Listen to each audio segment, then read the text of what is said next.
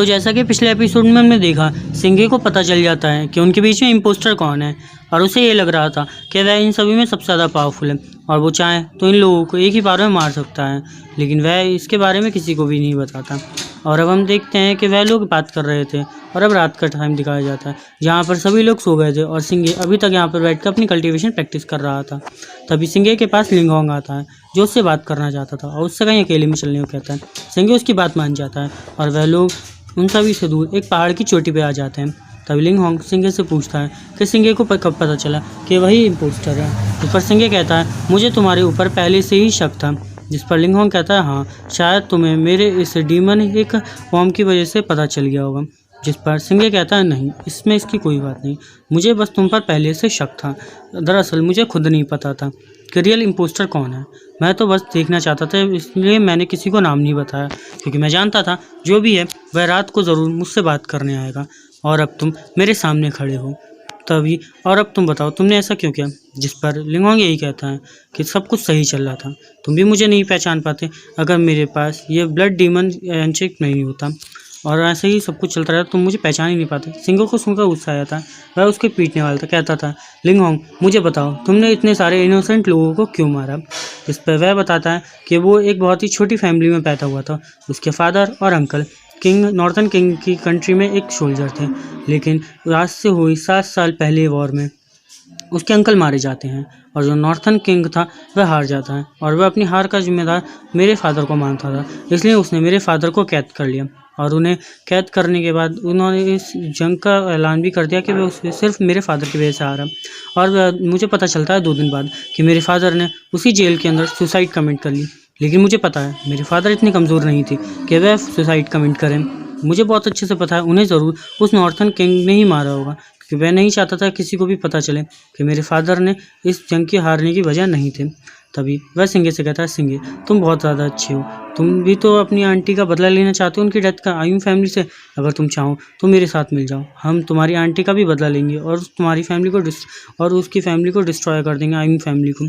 और मेरा मकसद भी यही है कि मैं इस एम्पायर को डिस्ट्रॉय करना चाहता हूँ। और हाँ, पहले मैं एक हेवनली रियम के फर्स्ट स्टेज का एक आम बच्चा था, लेकिन जब से मैंने इस ऑर्गेनाइजेशन को ज्वाइन किया तो उन्होंने मुझे ये ब्लड क्रिस्टल ऑर्गेनाइज दिया, विस्पर दिया, जिसकी वजह से मैं हेवनली रियम के 5th स्टेज पर आ गया।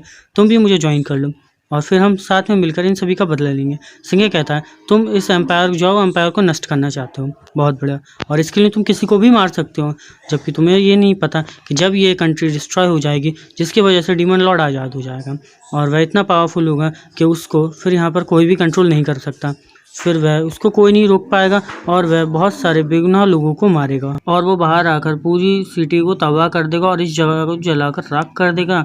क्या ये बात तुम्हें समझ नहीं आ रही लिंगहोंग। लिंगहोंग कहता है, सिंघे मैं चाहता था तुम हमारी संस्था को ज्वाइन करो, पर तुमने हमारी संस्था को ज्वाइन नहीं करा। मैं तुम्हें ज़्यादा फोर्स नहीं करूँगा, लेकिन अब मैं यूनिंग को पकड़ने जा रहा हूँ और उसे किडनैप करने से मुझे कोई भी नहीं रोक सकता। तभी सिंघे लिंगहोंग को रोकता है, कहता है, लिंगहोंग तुम्हारे जो साथ बुरा हुआ वह सब कुछ नॉर्थन कंट्री के किंग से हुआ, तो तुम इसमें लिंगहोंग को क्यों घसीट रहे हो, वह तो इनोसेंट है ना। जब लिंगहोंग ये सुनता है तो वह ज़्यादा गुस्से में आ जाता है। वह कहता है, इनोसेंट, क्या उसके अंकल और उसके फादर इनोसेंट नहीं थे? और फिर तुम्हारी आंट का क्या, वह इनोसेंट नहीं थी, लेकिन फिर भी इन लोगों ने उन्हें मार दिया। जिसको सुनकर सिंघे यही कहता है कि तुम उनकी तरह ही कुछ नहीं कर सकते, उन्होंने तुम्हें सबको मारा, लेकिन अगर तुम भी उनकी तरह बन गए तुम्हें उनमें क्या कमी रह जाएगी और इसमें कई सारे लोग मारे जाएंगे, मैं तुम्हें ऐसा नहीं करने दूंगा। जिस पर लिंगहोंग कहता है, सिंघे अब चाहे तुम मुझे कितना भी समझाने की कोशिश करो पर मैं तुम्हारी बात नहीं मानूंगा। मैं चाहता था कि तुम मेरी संस्था में आओ पर तुमने उससे मना कर दिया, लेकिन ठीक है, लेकिन तुम ये याद रखना कि मुझे कोई भी नहीं रोक सकता। वह सिंघे उसे समझाने की कोशिश करता है कि तुम ऐसा कुछ मत करो। जिस पर लिंगहोंग कहता है, चुप रहो, तुम जानते हो कि मैं इसे कोई नहीं रोक सकता और अगर तुम मुझे फाइट कर रोकना चाहते हो तो तुम कर सकते हो और तुमने उस समय सही कहा था, तुम सब में इतनी ज़्यादा पावर नहीं कि तुम सब मिलकर भी मुझे रोक सको। उसी समय हम देखते हैं जो सिंघे था वह नीचे गिर जाता है और हमें पता चलता है कि लिंगहोंग ने उन सभी को उसी समय खाने में पॉइजन मिला दिया था।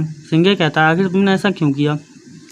लिंगहोंग कहता है, सिंघे तुम बहुत ज़्यादा टैलेंटेड हो और बहुत ज़्यादा इंटेलिजेंट, पर तुम मेरे जितने पावरफुल नहीं और अभी तुम मुझे हरा भी नहीं सकते। और इतना कहकर वह उसकी तरफ जाने लगता है, लिंगहोंग की तरफ। इधर हम देखते हैं सिंघे उठता है और वो अपनी पावर से अपने अंदर के पॉइजन को प्यूरीफाई कर लेता है। और जब ये सब कुछ लिंगहोंग दिखता है तो वह शॉक था, वह कहता है, इसने ऐसा कैसे किया। तब हम देखते हैं सिंघे लिंगहोंग पर अटैक करता है लेकिन लिंग होंग कहता है, एक अपने वो ऑरा बनाता है और उसके अंदर से उसी भालू को बाहर निकालता है जो कि सिंगे पर अटैक कर देता है। हम देखते हैं वह भालू बहुत ज़्यादा पावरफुल था और सिंगे के उससे जीत नहीं पा रहा था। वह भालू सिंगे की हालत ख़राब कर देता है पीट कर। उसी समय हम दूसरी तरफ का सीन देखते हैं जहाँ पर काफ़ी सारे लोग मरे पड़े थे और तभी वहाँ लिंग होंग आता है। वह यूनिंग के पास आता है और कहता है, यूनिंग अब तुम्हें मेरे साथ चलना होगा। तभी उसके ऊपर एक अटैक आके लगता है जो कि सिंघी ने किया था। लिंग होंग उस अटैक को रोक लेता है। तभी वहाँ सिंघे आ जाता है। लिंग होंग उसे देखकर यही कहता है, सिंघे आखिर तुम इसे क्यों बचाना चाहते हो? तुम बस इससे 4 से 5 दिन पहले मिले हो, लेकिन तुम इसे क्यों बचा रहे हो? तुम इसके लिए मर भी सकते हो। सिंघे ऐसा तुम क्यों कर रहे हो? तभी सिंघे कहता है, मुझे उससे कोई भी मतलब नहीं, लेकिन मैं इसे बचा के रहूँगा और मैं जानता हूँ तुम बुरे इंसान नहीं हो, बस तुम्हारा रास्ता गलत है।